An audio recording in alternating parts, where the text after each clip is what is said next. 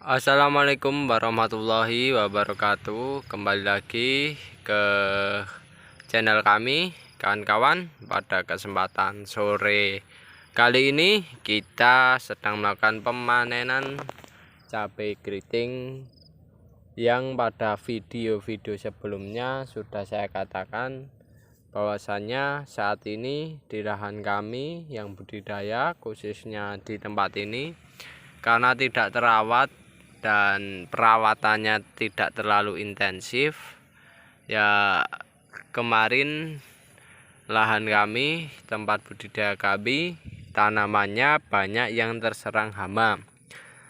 Khususnya hama yang menyerang tersebut adalah hama lalat buah, yang dimana menjadikan buah-buah pada tanaman cabai itu membusuk kan kawan. Kan bisa lihat.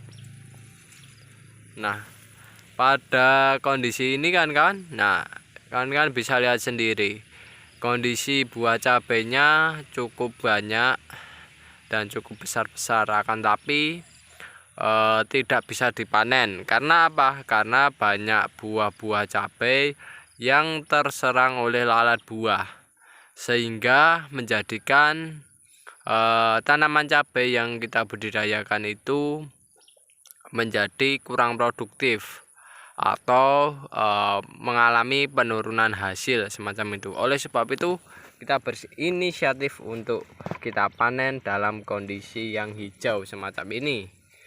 Kondisi hijau semacam ini kawan-kawan itu adalah kondisi yang pastinya para petani tidak inginkan, tapi ada juga yang kita inginkan. Jadi pemanenan kondisi hijau ini harus dilakukan di saat kita butuhkan kan kawan ya. Jadi tergantung dari tujuan dari kawan-kawan ya. Jadi semisalkan kawan dari awal mau panen hijau ya tidak masalah. Yang terpenting kawan bisa memperkirakan antara pengeluaran dan perolehan. Nah, semacam itu. Dan saat ini kita panen cabenya dalam kondisi hijau. Karena apa? Karena kondisi tanamannya banyak yang terserang hama lalat buah. Jadi tiap tanaman semacam ini kan kawan, bisa saya perlihatkan tanaman semacam ini kondisinya banyak yang terserang lalat buah. Bahkan satu buku tanaman atau satu tanaman cabai kayak gitu, itu bisa dipanen hanya satu ataupun dua buah saja, yang lainnya terserang kan kawan. Oleh sebab itu kita panen saat kondisi hijau. Tujuannya kita panen kondisi hijau semacam ini adalah agar kita memperoleh hasil ya. Karena hasilnya di bawah ambang ekonomi, pastinya kita kalau panen merah rugi. Jadi kita lakukan proses pemanenan di waktu yang lebih awal, yaitu kondisi hijau. Dan kondisi hijau ini ya, itu kondisi yang dimana lalat buah itu belum banyak menyerang ya. Karena apa? Karena kulit dari buah cabai itu sendiri kondisinya tebal dan yang jelas tahan ya kan kawan, tahan akan serangan dari lalat buah itu sendiri, sehingga ya kita panen dalam keadaan hijau semacam ini. Dan pastinya pemanenan hijau itu didasarkan pada beberapa parameter ya. Jadi ada parameter yang harus kita lakukan dalam pemanenan cabai kondisi berwarna hijau. Parameter yang pertama yang paling jelas itu adalah kita lihat dari segi warnanya. Dari segi warnanya pastikan pemanenan cabainya yaitu yang kondisi hijau semacam ini ya, dalam artian warna keseluruhan atau warna dominan dari buah cabenya itu berwarna hijau mulus. Hijau mulus itu menandakan bahwasannya buah cabai tersebut tidak terserang oleh hama. Kalau hijau tidak mulus itu berarti diserang oleh hama. Contohnya kayak gini saya ambilkan. Nah, kayak gini kan hijau tidak mulus ya. Kondisinya ada yang hijau, ada yang kuning. Nah, kuning ini akibat kerusakan yang diakibatkan serangan hama tersebut. Nanti lama-kelamaan menjadi busuk semacam ini kan kawan. Nah, oleh sebab itu kawan-kawan pandang dulu parameter pemanenan adalah warnanya. Yang kedua yaitu adalah diameternya. Nah, jadi kan kawan, diameter yang harus kita panen itu paling enggak diameternya ya kayak gini ya, diameternya 50-50, hampir sama dengan diameter buah cabai yang berwarna merah. Nah, itu menandakan buah tersebut sudah tua kan kawan, dan yang jelas buah tersebut mendekati masa panen, sehingga ketika kita panen itu tidak rugi ya kan kawan. Kalau kondisinya masih kecil kayak gini ya, diameternya kecil kayak gini, hijau kecil-kecil kayak gini, itu kalau kita panen ya kita yang rugi kan karena tidak berbobot ya katakan. Tapi kalau kondisinya merah 50-50 ya, diameternya 50-50, hampir sama dengan kondisi cabai keriting merah, ya pastinya kita akan memperoleh bobot yang bagus.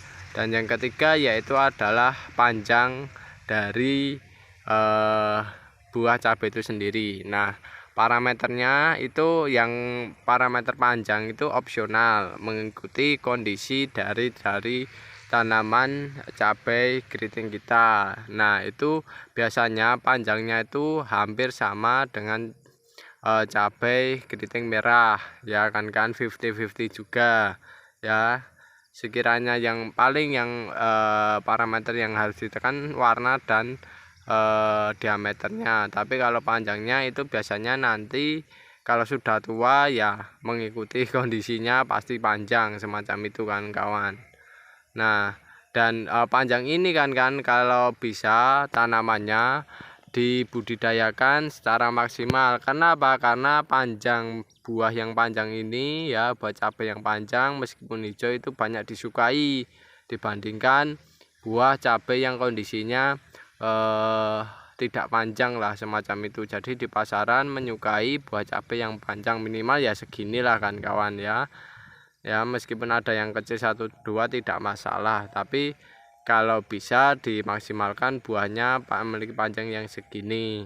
Nah, itu banyak disukai, sehingga akan nantinya memudahkan kita dalam menjual cabainya kan kawan. Jadi kalau banyak disukai, penjualannya melihat oh fisiknya bagus, warnanya bagus, diameternya oke. Nah, itu nanti banyak yang menerima hasil panenan dari kita semacam itu, sehingga kalau kita jual itu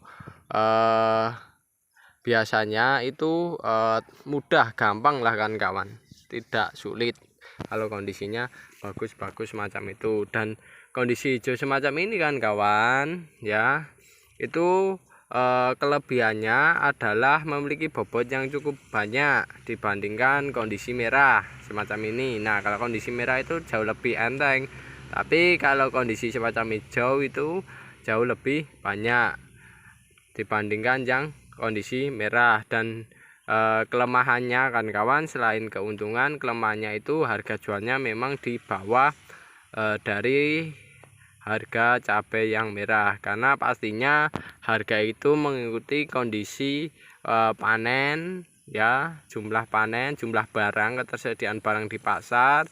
Dan yang kedua yaitu budidaya, teknis budidayanya. Nah, pastinya cabai yang berwarna merah semacam ini itu teknis budidayanya itu jauh lebih sulit dibandingkan dengan cabai yang hijau, sehingga harga jualnya lebih mahal, itu wajar kan kawan semacam itu.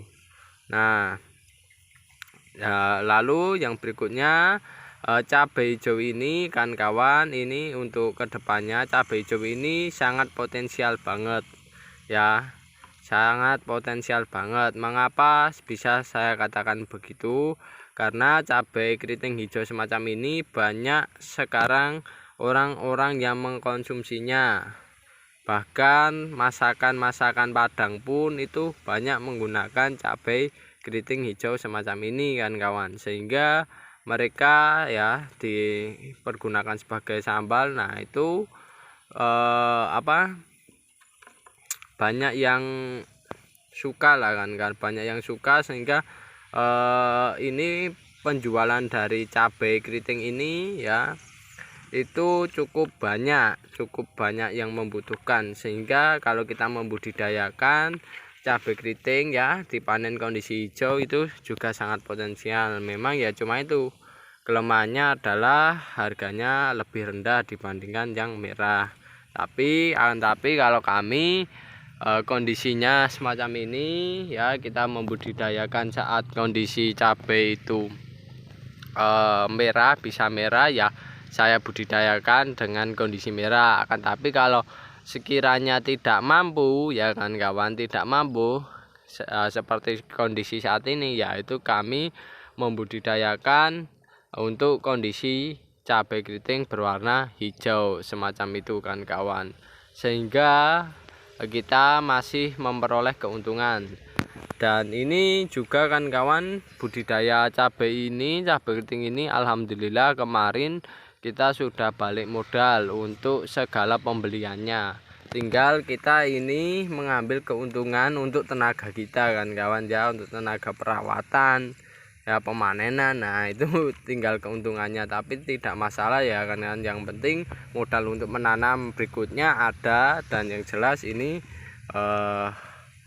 kita masih memperoleh keuntungan dari pemanenan cabai keriting hijau semacam ini, alhamdulillahnya itu. Dan kemarin kami jual ya alhamdulillah, kemarin mendapat kurang lebih 100 ribuan kan ya, malah meningkat ya pemanenannya ya, 100 ribuan. Yang kemarin hanya satu bedeng, itu baru 3 bedeng kecil ya, itu sudah mendapat kurang lebih 200.000 lebih, mendekati ya 200 ribuan lebih ya kan semacam itu. Dan alhamdulillahnya ya kita untung lah kan kawan ya dalam membudidayakan cabai keriting ini ya.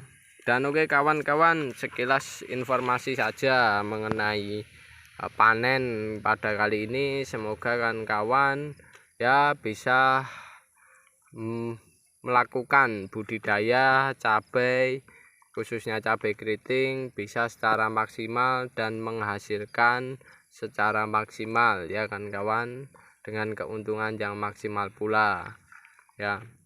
Semoga kan kawan membudidayakannya jauh lebih baik dari kami. Jika ada kekurangan maupun kesalahan dalam pembuatan video kali ini, kami mohon maaf yang sebesar-besarnya.